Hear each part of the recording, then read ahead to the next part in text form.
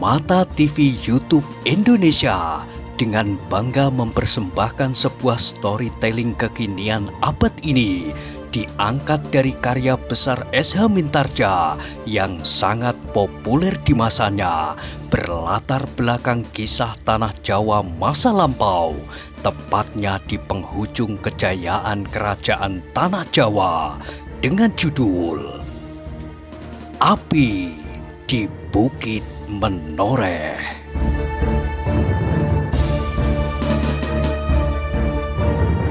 Pada kesempatan yang sangat baik ini, kita masuk pada episode yang ke-120. Selamat menikmati.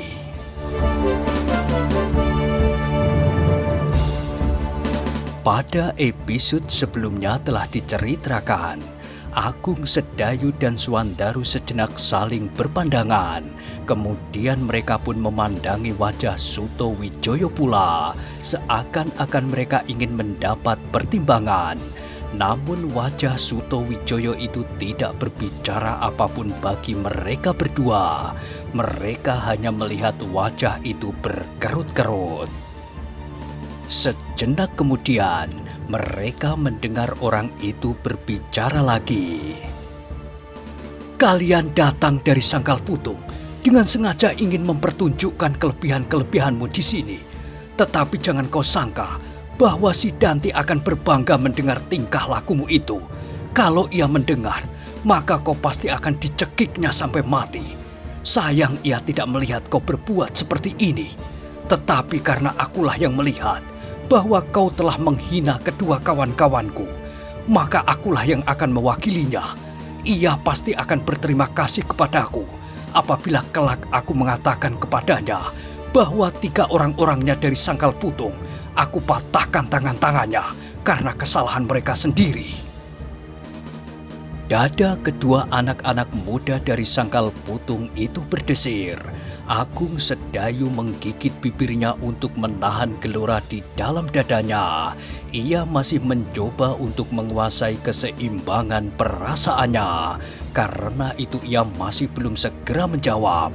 Tetapi telinga Suwandaru ternyata terlampau panas. Dengan serta-merta ia menjawab, "Kau sombong seperti si Danti." Jawaban yang pendek itu benar-benar telah mengguncangkan segenap pertimbangan tamu itu. Wajah tamu dari Menoreh itu segera menjadi gelap, dan orang-orang yang melihatnya pun menjadi semakin tegang. Yang mereka dengar kemudian adalah orang itu berkata, "Aku ingin kalian bertiga maju bersama-sama, supaya perkelahian yang terjadi tidak menjemukan seperti perkelahian yang baru saja berlangsung. Ternyata bukan saja tanganmu yang akan aku patahkan, tetapi juga mulutmu. Ayo, bawa saudaramu yang seorang itu ke arena kalau ia mampu."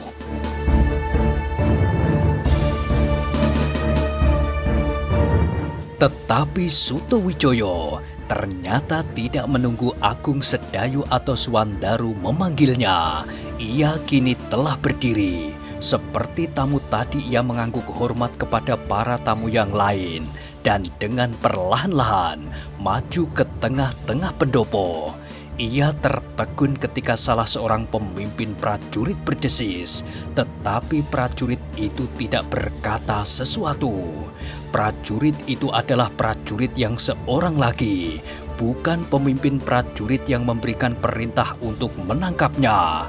Karena prajurit itu kemudian sama sekali tidak mengucapkan kata-kata, maka Suto Wijoyo pun meneruskan langkahnya ke tengah-tengah pendopo.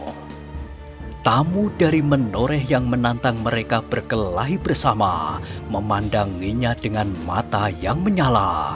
Meskipun demikian, orang itu masih mencoba tersenyum sambil berkata, "Hai, kalian masih sangat muda." "Iya," sahut Suto Wijoyo, "kami masih cukup muda." "Bagus," desis orang itu.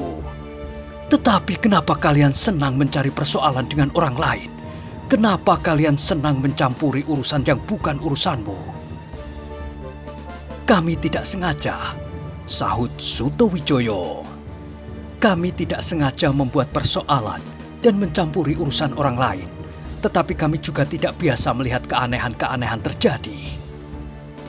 Apa yang aneh menurut pertimbanganmu?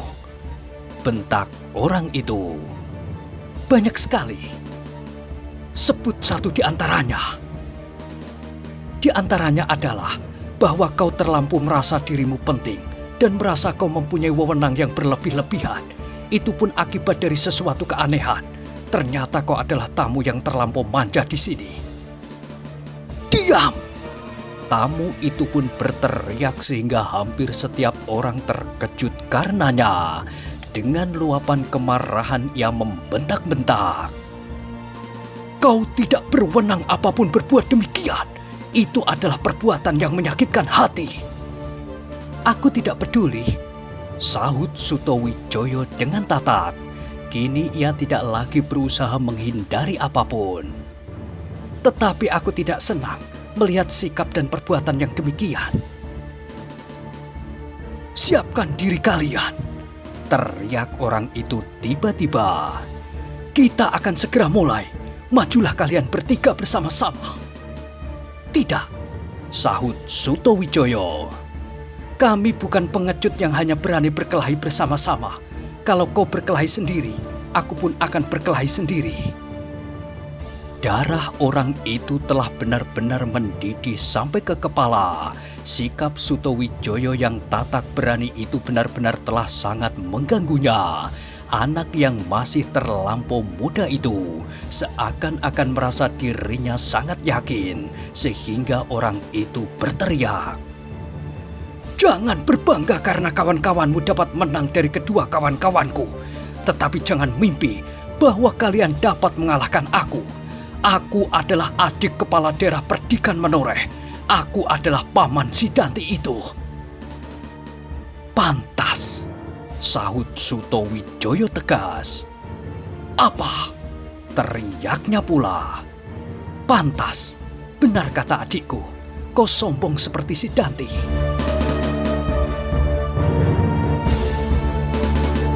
Sekali lagi dada orang itu serasa akan meledak. Sekali lagi ia berkata lantang. Kita akan mulai.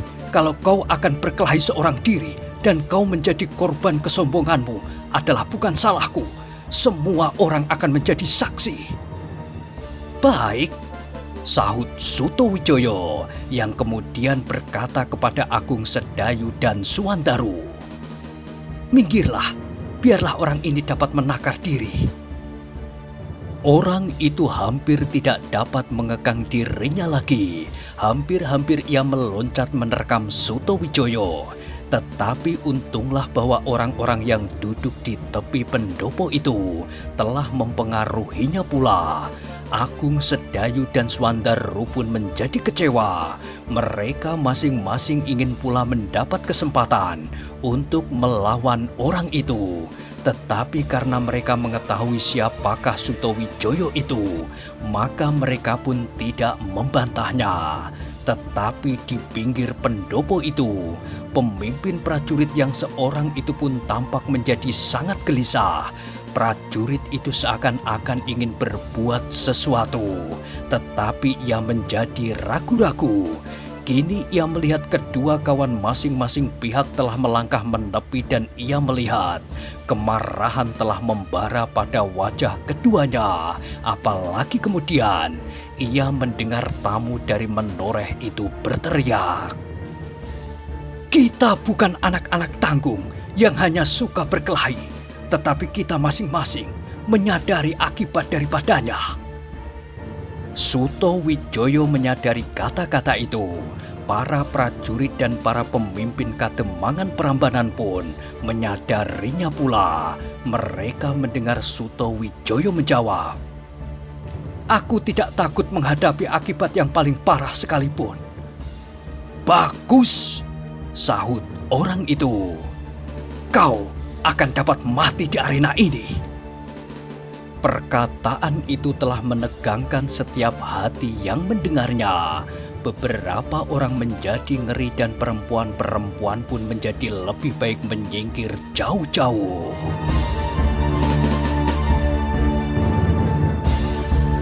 Tetapi sebelum mereka mulai, maka tiba-tiba pemimpin prajurit yang gelisah itu pun meloncat berdiri. Dengan tegangnya ia berkata, "Aku tidak ingin melihat pertumpahan darah di Kademangan ini. Kau bukan orang Prambanan, kau pun bukan. Apakah sebabnya kalian akan berkelahi di pendopo Banjar Desa Prambanan, bahkan sampai mati? Tidak, aku adalah pemimpin prajurit Pajang di Prambanan. Aku mengemban tugas di sini dan aku melarang kalian berkelahi."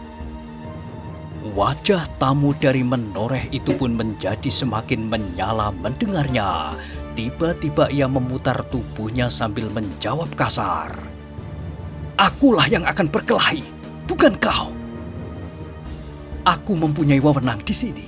Aku penguasa yang mendapat tugas langsung dari pimpinan prajurit Wiratamtama dan bertanggung jawab kepada senopati di daerah lereng Merapi, Untara."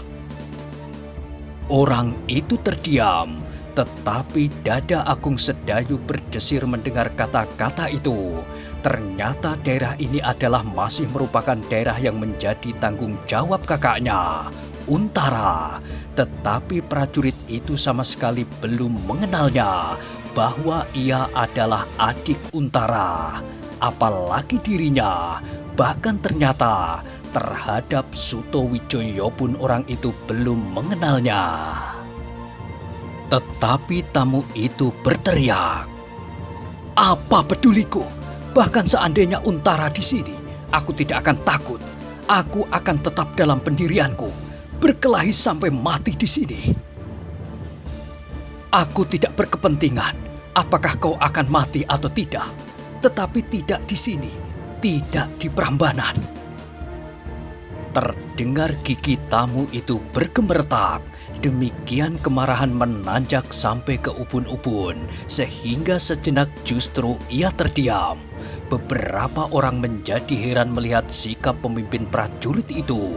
Bahkan kawannya, pemimpin prajurit yang lain pun menjadi heran melihat sikap kawannya itu. Dengan tidak sesadarnya ia berteriak, "Biarkan Kakang, biarkan saja apa yang akan terjadi. Biarkan saja anak-anak Sangkal Putung itu dicekik sampai mampus. Mereka telah menghina kami di sini, menghina tamu-tamu itu, dan menghina anak-anak muda Prambanan. Aku tidak mau melihat daerah ini menjadi ajang pertentangan dari orang-orang di luar Kademangan. Seolah-olah Prambanan adalah daerah yang paling jelek dari seluruh wilayah Pajang. Siapa yang akan berkelahi, bahkan sampai mati, pergi saja ke Prambanan. Di sana, perkelahian akan mendapat kehormatan dan dapat dilangsungkan di pendopo Banjar Desa. Begitu. Tetapi kita tidak bersalah, para tamu itu pun tidak. Aku tidak tahu siapakah yang bersalah. Itu adalah urusan mereka pula. Kalau mereka ingin menyelesaikan dengan pertumpahan darah, itu terserah. Mereka adalah laki-laki jantan. Tetapi tidak di sini, tidak di pendopo Banjar Desa ini. Aku tidak berkeberatan," bantah pemimpin itu. "Akulah yang memegang seluruh pimpinan di sini," sahut yang lain. "Akulah yang mendapat tanggung jawab tertinggi di sini, kecuali kalau Bapak Demang berpendapat lain."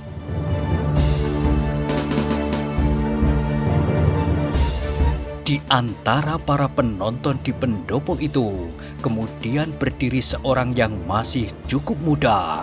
Ternyata ialah Demang Prambanan. Demang yang menurut ukuran umurnya masih terlampau muda. Dengan wajah yang tegang ia kemudian berkata dari tempatnya berdiri, "Aku sependapat dengan kau, Kakang. Aku tidak ingin melihat pendopo ini menjadi ajang perkelahian yang tidak aku mengerti ujung pangkalnya." "Nah, kalian dengar," sahut prajurit itu. Kemudian kepada tamu-tamunya dari Menoreh dan kepada Suto Wijoyo ia berkata, "Hentikan perkelahian." "Tidak," sahut tamu dari Menoreh itu. "Tidak ada alasan untuk mengurungkan perkelahian. Perkelahian ini hanya dianggap selesai setelah aku mematahkan lehernya." kau dengar perintahku?" Tiba-tiba prajurit itu pun berteriak, "Aku mempunyai kekuasaan di sini, dan aku mempunyai alat-alat kekuasaan itu. Apakah kau akan melawan segenap prajurit yang berada di wilayah ini?" Wajah tamu itu pun kini menjadi semakin membara, tetapi ia terdiam sesaat. Agaknya pemimpin prajurit itu benar-benar akan bertindak apabila ia membantah perintahnya. Namun sama sekali ia tidak rela melepaskan lawannya. Karena itu maka ia pun menyahut tidak kalah lantangnya. "Baik, baik. Kalian merasa diri kalian orang-orang yang luar biasa karena kalian menjadi prajurit pajang pula, bahkan prajurit yang mempunyai pengaruh yang cukup." Jawaban itu agaknya berpengaruh juga di hati pemimpin prajurit itu, tetapi ia telah terlanjur mengucapkan larangannya, sehingga karena itu ia tidak akan mungkin mencabutnya kembali. Bahkan sekali lagi ia menegaskan, "Di Prambanan akulah yang mendapat kekuasaan, bukan Sidanti. Tetapi Sidanti kelak akan dapat menggantungmu di alun-alun Pajang. Ia bukanlah seorang panglima wiratamtama dan bukan pula senopati di daerah ini.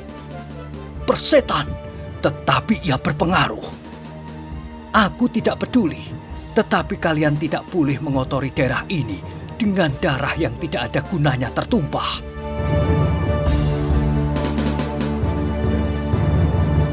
Terdengar gigi tamu itu gemertak. Tiba-tiba ia berpaling kepada Sutowijoyo dan berkata, "Kita gagal mempergunakan tempat ini, tetapi kalau kau jantan, perkelahian ini tidak akan urung.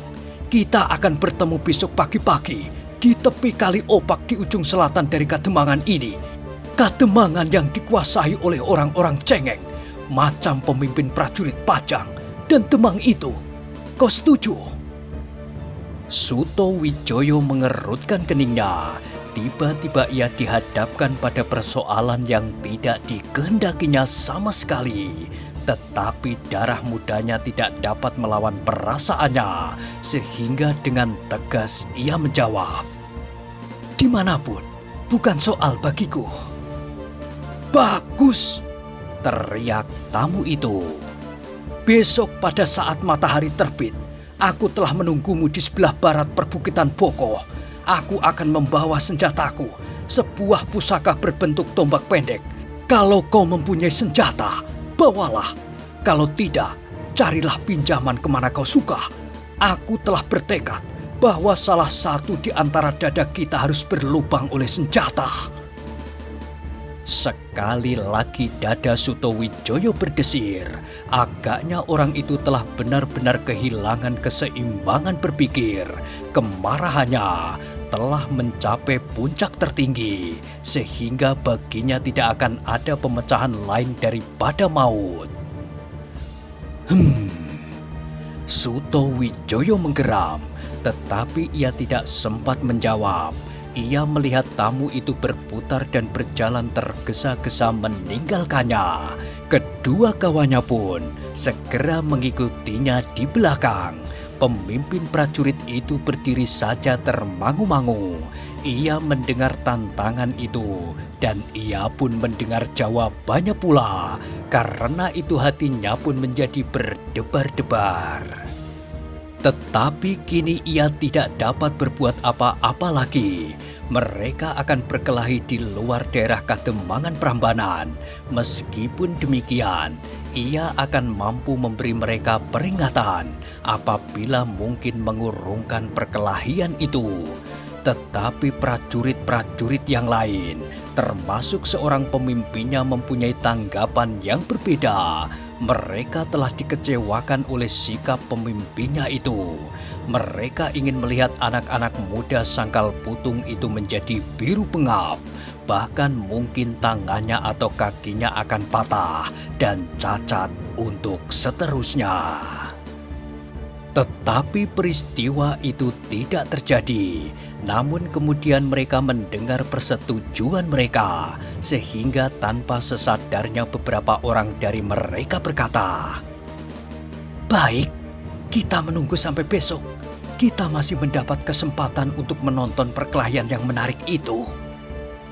Pemimpinnya yang seorang itu berpaling ke arah kawan-kawannya. Tetapi kawan-kawannya itu pun tertawa dengan nada yang aneh. Seakan-akan mereka sengaja mentertawakan sikapnya. Dengan demikian, dada pemimpin itu berdesir. Seandainya benar-benar tamu dari menoreh itu tidak menghormati sikapnya, apakah kawan-kawannya para prajurit itu akan bersedia untuk melakukan perintahnya? Mengusir tamu-tamu dari menoreh itu, meninggalkan Prambanan. Ia sendiri yakin bahwa seorang diri ia tidak akan dapat mengalahkan tamu yang seorang itu. Adik kepala daerah Perdikan Menoreh, apalagi bertiga. Tetapi ia mengharap beberapa anak-anak muda Prambanan yang masih menyadari kedudukannya akan membantunya. Meskipun lebih banyak dari mereka yang lebih senang berbuat seperti orang-orang gila.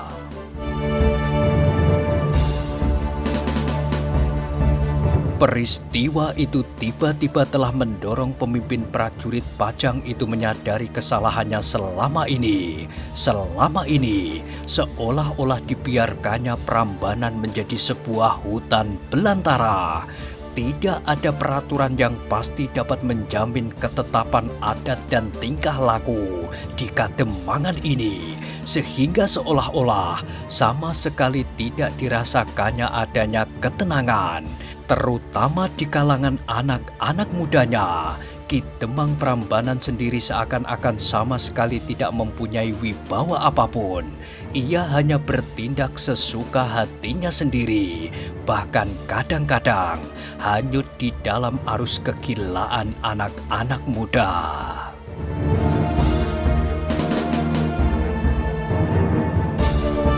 Demang Prambanan sendiri adalah demang yang masih cukup muda, dan itulah sebabnya maka kadang-kadang ia masih berpikiran kurang dewasa. Beruntunglah kali ini Ki Demang Prambanan itu sependapat dengan pendirian pemimpin prajurit itu, sehingga keputusannya untuk menentang perkelahian itu menjadi lebih kuat. Pemimpin prajurit itu melihat satu-satu para penonton di halaman sekeliling pendopo itu pergi meninggalkan halaman Banjar Desa.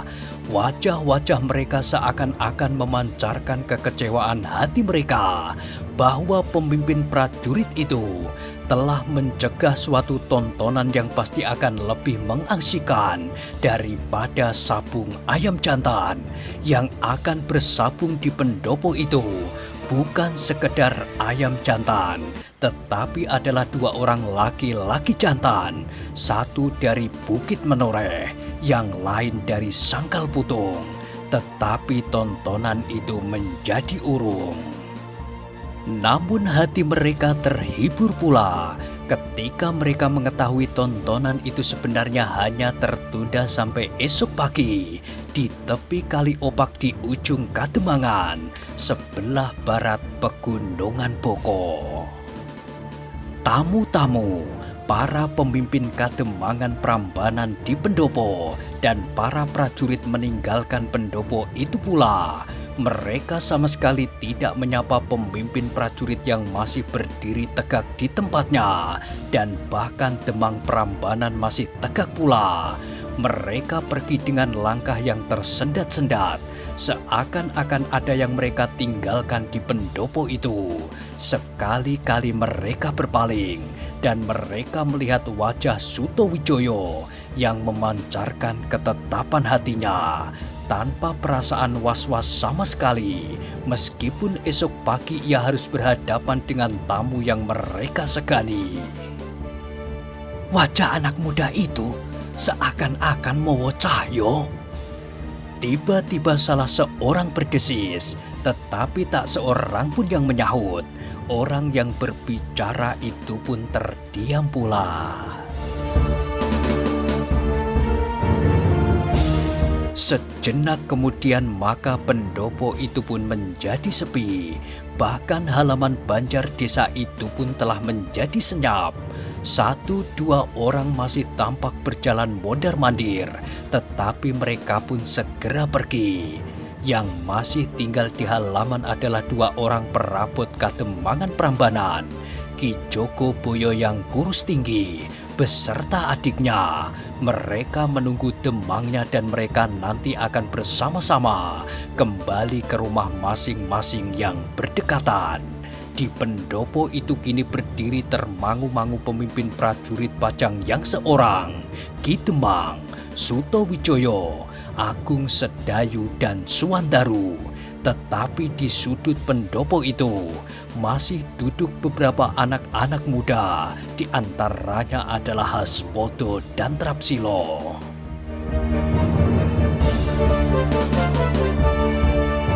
Prajurit itu memandangi anak-anak muda itu dengan sorot mata yang mengandung teka-teki, seolah-olah pemuda-pemuda itu ingin melihat apa saja yang akan dilakukannya. Tetapi pemimpin prajurit itu telah mengenal dengan baik siapakah mereka itu.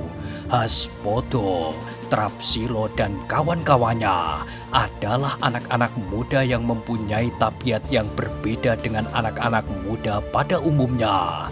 Namun justru karena itu, maka mereka hampir-hampir tak pernah mendapat perhatiannya. Tetapi kini, anak-anak muda itulah yang tinggal mengawaninya. Tiba-tiba prajurit itu seakan-akan bergumam kepada diri sendiri. "Apakah yang kau tunggu?" Anak-anak muda itu pun terkejut mendengar pertanyaan itu. Sesaat mereka saling berpandangan, seakan-akan saling bertanya, "Iya, apakah yang kami tunggu?" Karena anak-anak muda itu tidak segera menjawab, maka prajurit itu pun menyambung kata-katanya. Kali ini agak mengejutkan Haspodo dan kawan-kawannya. "Aku mengucapkan terima kasih atas sikapmu. Kau sudah membantu membuat keseimbangan pada saat-saat yang tidak menyenangkan. Mungkin selama ini kita tidak saling bertemu dalam perbuatan karena kesalahanku. Tetapi dalam keadaan yang penting, kalian dapat membantu aku." Haspodo dan Trapsilo tersenyum. Hampir bersamaan keduanya menjawab, "Mudah-mudahan." "Terima kasih," sahut prajurit itu yang kemudian berpaling kepada Sutowijoyo dan kedua kawannya. "Bagaimana dengan kalian?" "Kami akan kembali ke pondokan kami," sahut Sutowijoyo. "Besok aku akan datang ke tempat yang telah kami setujui." Prajurit itu mengerutkan keningnya, kemudian katanya, "Kalau kau mau mendengar kata-kataku, jangan datang. Lawanmu adalah orang yang luar biasa. Hanya dengan tombak pendeknya itu, ia seorang diri mampu berburu harimau. Bahkan banyak perbuatan-perbuatan aneh yang telah dilakukannya di sini hanya dalam waktu yang sangat singkat. Mungkin sengaja ia memperlihatkan kemampuannya untuk mendapat perlakuan yang baik di sini." "Iya, tamu itu terlampau manja, tetapi aku tidak dapat ingkar janji. Aku mencoba memperingatkan kalian. Ia adalah adik kepala daerah Perdikan Menoreh. Namanya Argojoyo, sedang kakaknya bernama Argopati." Sutowijoyo mengerutkan keningnya. Prajurit itu pasti tidak hanya sekedar menakut-nakutinya, meskipun mungkin apa yang dikatakan itu agak berlebih-lebihan, tetapi sebagian besar daripadanya pasti sebenarnya terjadi.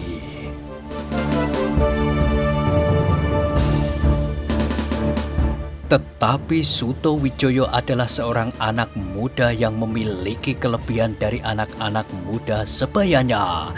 Karena itu ia sama sekali tidak gentar mendengar keterangan prajurit itu. Bahkan timbullah hasratnya untuk menilai kekuatan orang kedua dari Bukit Menoreh. Darah muda yang mengalir di dalam tubuhnya ternyata sangat mempengaruhi keputusannya. Terdengar prajurit itu kemudian berkata pula, "Apakah kalian dapat mengerti keteranganku? Aku bermaksud baik. Meskipun Argojoyo bukan Argopati, tetapi setidak-tidaknya ia memiliki kekuatan yang dapat dibanggakan.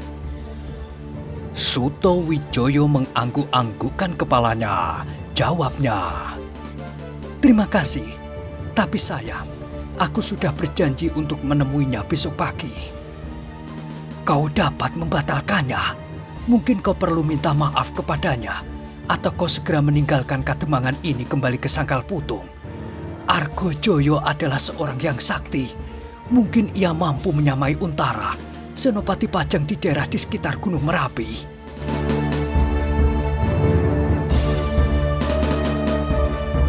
Suto Wijoyo mengerutkan keningnya. Untara adalah seorang yang tanggon. Untara pulalah yang telah mampu membunuh Tohpati. Tetapi ia pun pernah maju berperang, bahkan langsung melawan Haryo Penangsang. Meskipun ia tidak pasti bahwa ia akan dapat memenangkan pertempuran besok, namun bukanlah wataknya untuk meminta maaf dan belas kasihan atau lari dengan diam-diam meninggalkan janji jantan. "Aku adalah Suto Wijoyo," katanya di dalam hati. "Alangkah aib namaku dan nama ayahku kalau aku tinggal gelanggang ke Colong Pelayu. Aku harus memenuhi janji itu."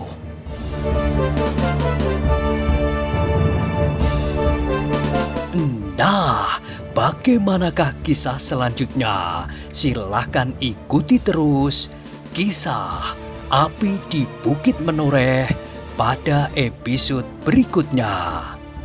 Sampai jumpa.